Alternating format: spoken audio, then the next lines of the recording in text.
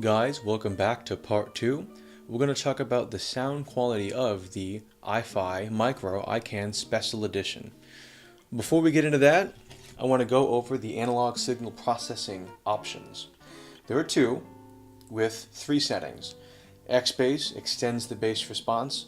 The 3D holographic sound creates a more realistic imaging or soundstage. Direct is going to be the signal without the analog processing. The first setting, or the highest setting, is going to be for bass shy, things that are sufficient, very rolled off at the bottom. With the 3D holographic sound, that high or first setting is going to be for flat recordings. It's going to make a much larger soundstage, a much bigger image. Now, the low setting, or second, on X-Bass, it is for average headphones, so if you want a little bit of extra energy with EDM, house music, maybe even some reggae, it's going to give a little bit more thump. The 3D holographic, that first setting was the sweet spot for me. Recordings with excessive stereo effect kind of brings them in and creates a more realistic soundstage. I enjoyed that the most with the different headphones that I tried. As far as the amp itself, the iFi Micro iCan SE is characterized, well, let's take a look back here. I like that tube state. It does have a very natural, warm, relaxed presentation. It does have some more of the naturally extended decay, touch of smoothness up top that is reminiscent of higher quality tube amps. There's also good ambient detail, so background noise, page turns, little things, little noises, people maybe plucking a string a little harder, those things come through very well with the iFi Micro iCan SE. It also has good macrodynamic shifts. That means, we go from very quiet music to very loud music very quickly, which is what we like. As far as the pairings go, my favorite pairing was with the LCD XE. The iFi Micro iCan SE has 4 watts of power into 32 ohms, which means this guy at 20 ohms gets a little bit more. And I really felt that the iCan Special Edition really opened up this headphone. I had some amazingly taut, powerful planar bass, but it also smoothed some of the shout that the LCD XE has while retaining a nice, very taut, very exciting sound. It added a bit of warmth. It really balanced the headphone out. Next, guys, let's take a look at how the iFi Audio Micro iCan SE pairs with an open back planar as well as some dynamic headphones. Next up, we have the HiFiman HE4. This is one of the harder to drive planar magnetics from HiFiman's early days. At 40 ohms of resistance and about 86 decibels of sensitivity, this is a harder headphone to drive because it does not respond to input power as well as something more efficient like the LCD XC. So two things I noted with the iFi Micro iCan SE. It has a lot of power. That power allowed me to push this headphone to a very loud level. The problem is at that loud level the sound started to decay. So overall, I felt that the iFi Micro iCan SE works best with efficient planars. With an inefficient, older legacy planar, it'll get you the volume, but the quality starts to wane.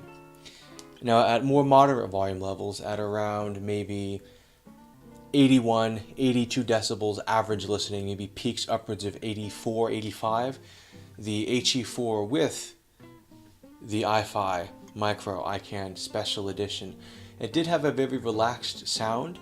It took some of the edge off of the hyper-energetic HE4.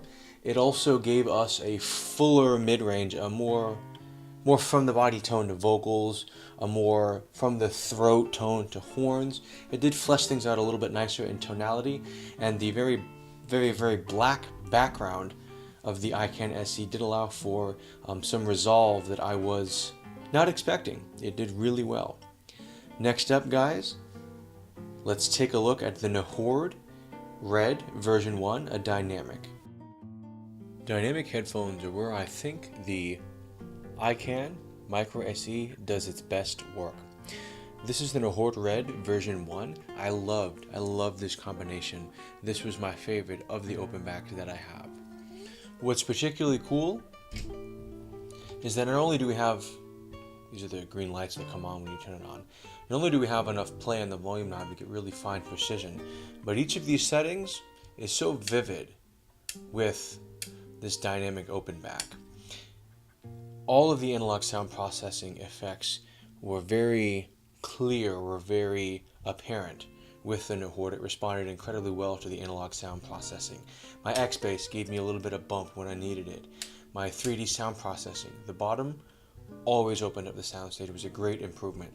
This headphone in particular suffers with having a rear channel because it's a little bit smaller. Having that level 1 soundstage option activated, that 3D option, really opened it up. If I had a really flat recording, again, pop it into 3, it really opens things up. The Nahort Red responded amazingly well to the iFi iCan Micro Special Edition. What's also amazing is not only did it respond well, but the sound was beautiful. This is a warm headphone. It does have some emphasis on top, and it's a little sloped off. This sounds a lot like the original Grado RS1i. So what these two did together is they got this beautiful, smooth, organic mid-range. Good detail, good tactility, good bit of nuance, but I remained lively. You know, it was relaxed but still dynamic. But it wasn't harsh on top, because sometimes it's a little harsh. There's a little extra energy on top which needs to be smoothed out. So overall, this was a beautiful pairing, and this is a product that works extremely well, in my experience, with dynamic headphones, especially those that are more sensitive.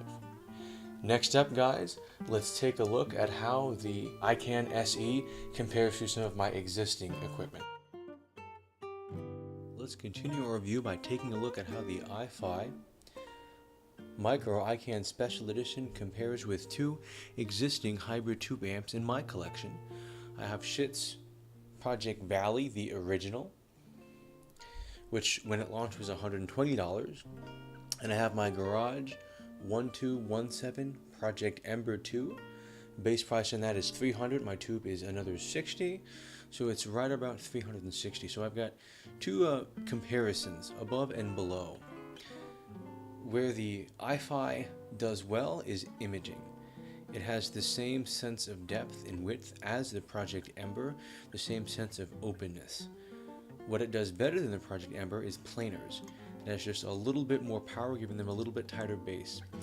Now, it's also a bit quieter depending on where you are. If you are in an area where there's a lot of RF, the iFi audio does pick up about as bad as both of the tubes, if not worse.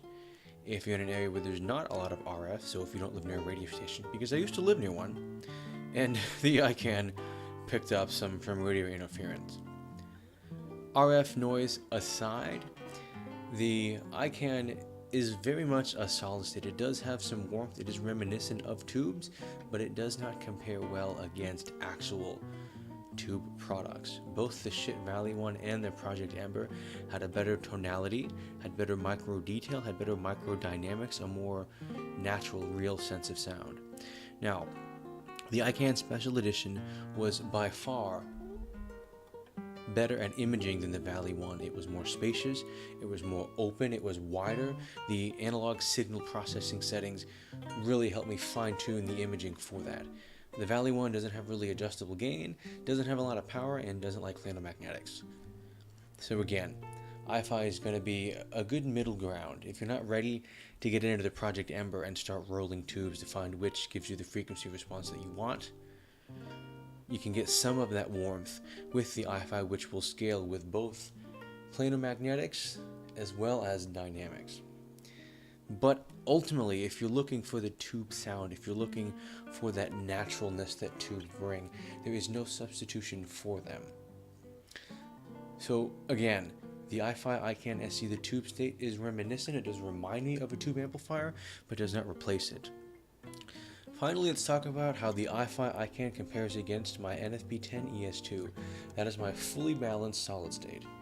Both of them have similar power outputs, with the NFB10ES2 coming in at 6 watts for 32 ohms. What the NFB10ES2 does better is tautness is power. It can drive the HE4 all the way to my reference listening of 86 decibels with 90 to 92 peaks without losing any coherence or quality. The iFi does not do that. What the NFB10ES2 does worse, it's better in time and frequency. The NFB10ES2 is more resolving, but the tonality is not. The tonality is definitely colder, it's definitely drier. It is a bit darker actually, but it's not doesn't have as much of the warmth as the iCan does. So again, when compared against existing equipment, the iCan SE, it holds true. The tube state is reminiscent of tubes. It has a bit more warmth than what you expect from a resolving solid state, while not necessarily replacing a tube.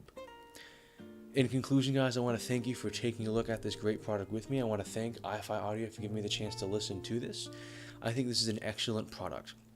$300 is what they retail for, secondhand, a little bit more new. What you get with this is flexibility. These analog signal processing options really allow you to customize the sound. The gain switches allow you to customize what you're powering and kind of fine tune it. X-Bass helps you to bring the bass back in some of the more sterile and bassline headphones. Flexibility is the name of the game. You have the transparency and the blackness of a solid state, touch of warmth from the tube state, without the hassle of actually owning a tube amp. Speaking of tube amps, let's talk about why they're hasslesome. My Vali 1, while it is the best sounding tube under $100, you have to let it sit for 20 minutes before you can listen to it because it rings.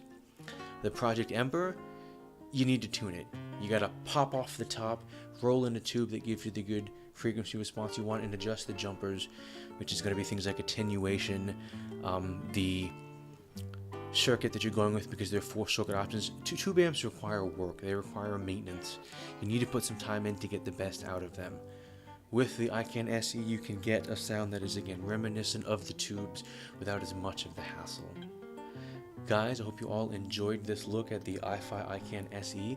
Hope you guys have a great night and continue to watch and subscribe.